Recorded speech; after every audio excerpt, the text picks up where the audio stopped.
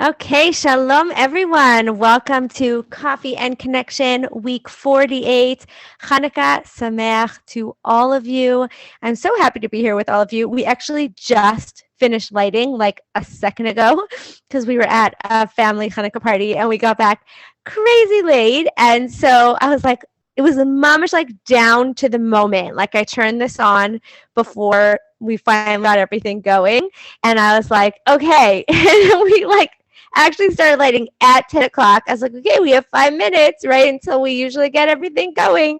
So Baruch Hashem, we just finished. We even got to sing Ma'at Sur, but this is generally the time that I like to sit by the candles and say some Tehillim. So can we all say some Tehillim together? Does that sound good to all of you? Can we start out with that?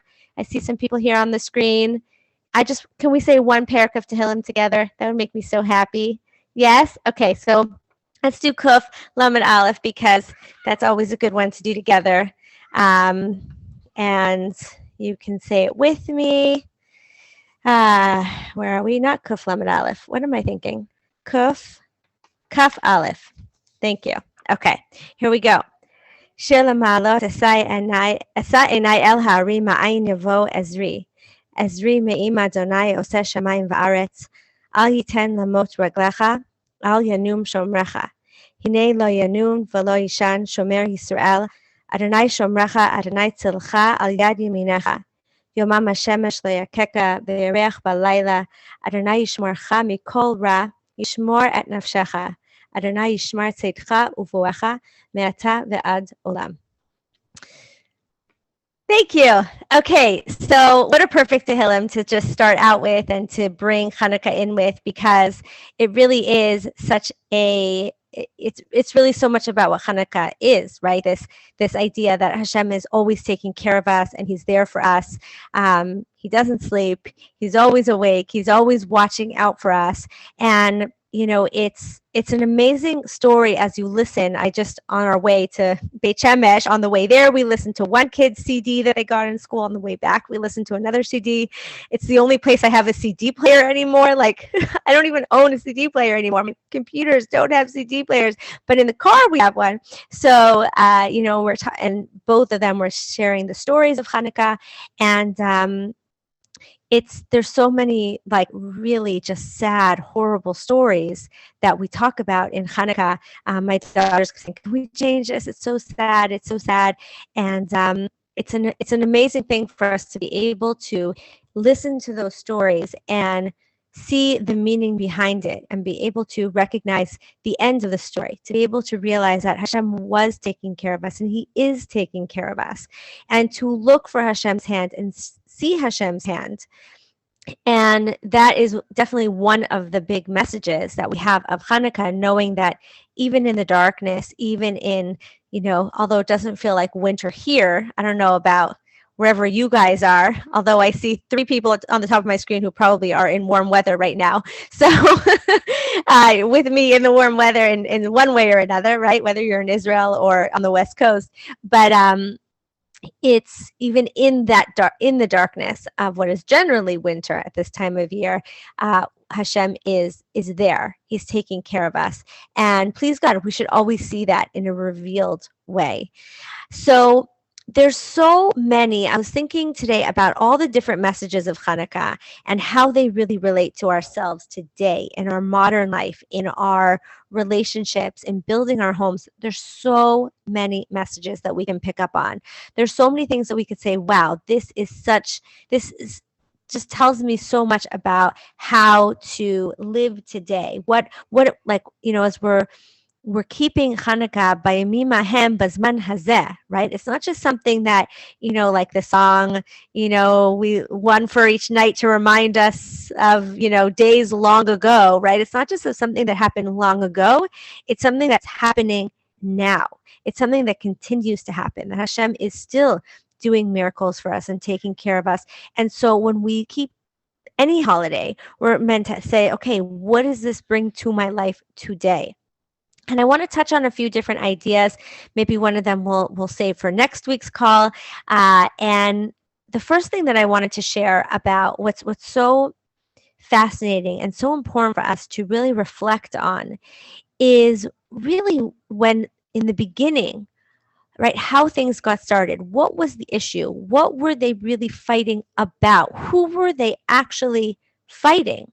Right? We know that a lot of the actual fighting, we never say in the Alanisim, like Jews against Yevanim, because we weren't just fighting the Yevanim, right? We were actually fighting, some of the people we were fighting were actually Jews, because we weren't just fighting the Yevanim, we weren't just fighting the Greeks, we were fighting the influence of the Greek culture. We were fighting how that the way the Greeks wanted us to take on their way of thinking, their way of doing things.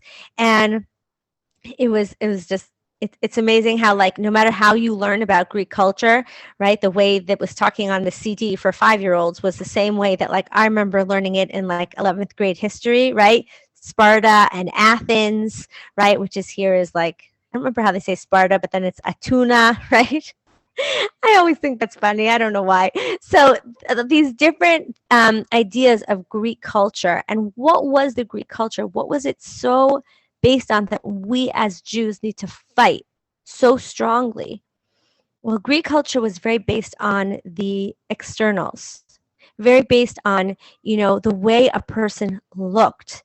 Do they look a certain way?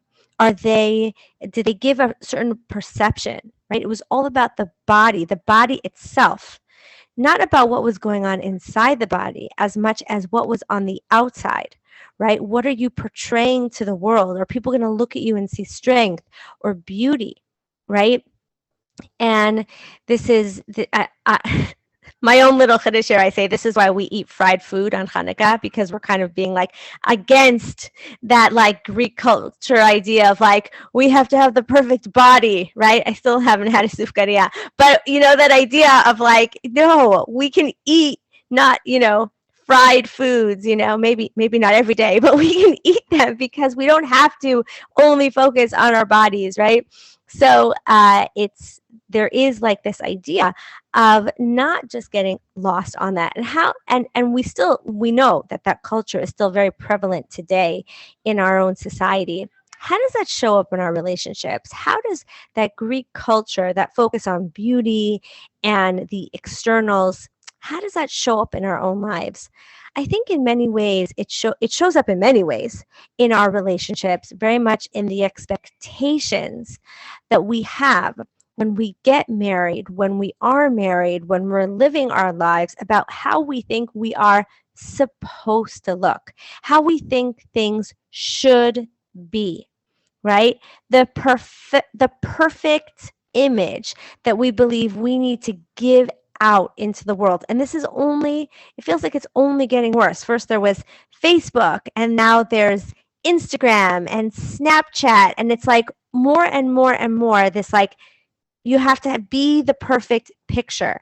You have to portray the perfect, image, the perfect, 1-minute video of yourself. Your life has to look a certain way. It's got to be perfect. You have to be a certain way. Your husband has to be a certain way. Your relationship has to look a certain way. Your children have to look a certain way.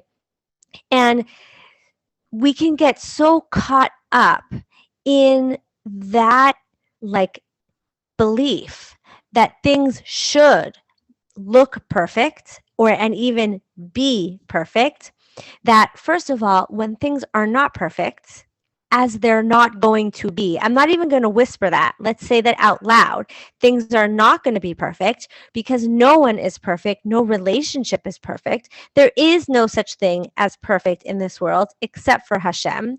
And therefore, when things are not perfect, we're going to be like, oh my gosh, something's wrong. Something's wrong with me. Something's wrong with you. Something's wrong with this relationship. We have to pretend. We have to hide. You end up feeling a sense of not just guilt, but shame that I need to hide this, shame that I can't let anyone else know that that we aren't fitting into that perfect image that it looks like everyone else is fitting into, because I'm not in everybody else's house. I'm just seeing their Instagram feeds, right? Or I just see how they portray in the world. And so it can cause a lot of anxiety, a lot of stress as we feel ourselves and we see our husbands and our homes and our relationships not being that picture perfect way that we think it should be, right? And we'll also be very caught up in we can get very caught up in trying to make every moment perfect, right? I touched on this a little bit last week when I talked about like how can we actually enjoy Hanukkah with her family, that if we have this expectation, we have this picture of the perfect Hanukkah evening and everyone's going to light the candles and then we're going to calm and it's going to happen very calmly, right? Very nicely, and no one's going to fight and everyone's just going to set everything up and everyone's going to stand there nicely and make the brachas and everyone's going to sing together and then we're going to sit down and it's going to be this like perfect postcard Hanukkah event. Then when life happens, right? When you forget something, when someone's late, when kids are fighting, when someone gets anxious, somebody yells, it's going to feel devastating, right? And then if we're trying to keep it perfect, then what can happen? That pressure of you can't fight, that pressure of it has to be on time, I have to have everything perfect, can actually create more anxiety, can actually create more disconnection, right? One way that I like to say this is that we have to make sure that we're not sacrificing connection for perfection. A lot of times we're sacrificing connection for perfection, right? We want to make sure that everyone's happy, everything's okay, everything's misudar, everything's the way it should be. So we don't deal with things in the way that may be the best way to handle them because we want to make sure that everything is okay, right? And that can also come up when there's other people around and thinking that it has to look a certain way. We have to present a certain way, which can cause a lot of frustration when people aren't presenting the way we want them to, right? Or we don't allow ourselves to, this can come up also with that fear of judgment, like how are people going to see me? What are people going to think of me? So we're not really being ourselves. And because we're scared of, you know, like making everyone happy and seeing how they're going to, and keeping everyone as happy as we can, which as we've talked about, can only only teaches people to be unhappy. But what is so meaning when we take all of this into our relationships and learning from Hanukkah, we can understand that perhaps when we realize that what we see on the outside, how things look, the perception of them, the perfection that we're going for is not always like, what if, right? What if we can even use Hanukkah as an opportunity to ask ourselves, is that really the ideal? Is that really what's most important in our lives? Is that really our focus? And what happens when we stop focusing on that? What happens when we stop focusing on how other people are going to perceive us? Or when we stop focusing on how perfect does everything look? When we realize for ourselves and for others, right? Like it's not just about what people are going to think, it's about what's actually happening right now. What's actually going on in this moment, right? What do you need? How can I best connect with you instead of getting frustrated that you're not being what I think you need to be because of what I think other people need you to be, right? What if we can focus more on, instead of our shoulds and our expectations of what our relationship should look like, the image I need to give to the world, who I need you to be for me? What if instead we focused on really acknowledging and recognizing who I am, recognize the value that I bring to this world with all of my imperfections, recognizing you and who you are with your imperfections, recognizing the value that what we have in this relationship with its imperfections, And instead of focusing on those imperfections and getting stressed because it doesn't look perfect, focusing on what's going on the inside, right? Focusing on who we are, our value, right? In Torah, we say like people are not just what they look like on the outside. It's a question of who are they? Who are they becoming? How are they growing? Right? What's our real intrinsic worth is not always apparent on the outside. It's not about just what the world sees. It's about what's going on inside of us. And when we focus on that in our relationship, when we're able to see our husbands not just as, oh my gosh, I can't believe that's what you're going to wear, right? Or I can't believe that you said that to our kids, or I can't believe you said that to your mother, or I can't believe that you're not doing X, Y, and Z that everybody else is doing, or what I think you should be doing. If instead we can focus on who you are, right? The value that you hold, the amazingness that you possess, right? If we focus on that, then we are bringing that out. We are going to see that. And that is going to allow us to really connect and create the culture, the relationship, the home that we want to, right? If you're here, I know that that's what you want. You want connection. And so by focusing on the inside, instead of just what we see or what we're scared people will see on the outside, it can make such a difference in the strength of our relationships, in the strength of the connection that we have with others.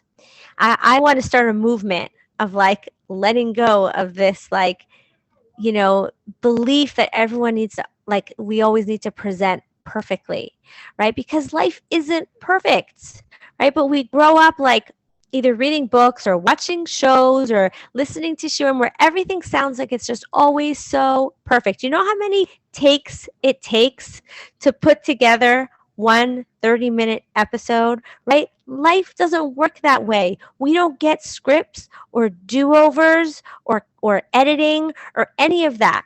Life is happening in real time. Real time, not like fake reality TV, real time. And so it's not going to be perfect.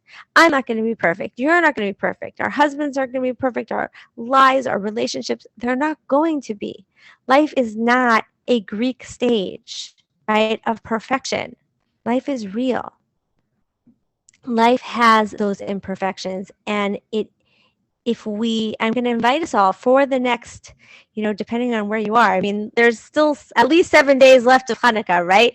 Wherever you are, even if you're in Australia. So for the rest of the week for Hanukkah, if we can look, I really invite you to look, not just focus on the outer view of someone, right? And asking ourselves, is this looking okay? Is this presenting the way I want it to present? What are others going to think, right? Does it have that perfect beauty or whatever that we focus on? And when we catch ourselves doing that, to take a deep breath and remind ourselves that life is not just about the show. Life is not just about the perfect stage or the perfect, presentation. It's about what's going on inside, right? That's where the connection happens, right? The vulnerability, the reality of who we really are, right? Not the perfect way we present, but the actual reality of who we are. That is where connection is happening. So I really invite you to take time over the next few days to think about that idea and to look for the inner essence and if there's something specific in your life where you've been focusing on the fact that it doesn't look all shiny and nice and perfect the way you want it to be, whether it's something in yourself, something in your relationship, something in your husband, to ask yourself, what, when the more I focus on that, that's what I'm going to see. But what else can I focus on? What can I focus on internally within that person or that relationship, right? What is the beauty that's within? What is the inner essence that I can choose to value instead of only focusing on that external that external beauty, right? That external ideal that we may all be hoping for, right? So, so drop me a note in the comments if this is resonating with you, if this idea is feels relevant, if it feels like something that is can make give you a meaningful avoda to do over the next week of Hanukkah. I'd love to hear from you if this is resonating and if this feels, like something that of value, right? Because I just want to be of value here. And I really thank you all for showing up here on Hanukkah. Everyone who's listening to the recording, it's always great to connect with you. Check out the new replay page, right? Really excited about the new website and the new replay page. You're welcome to check it out.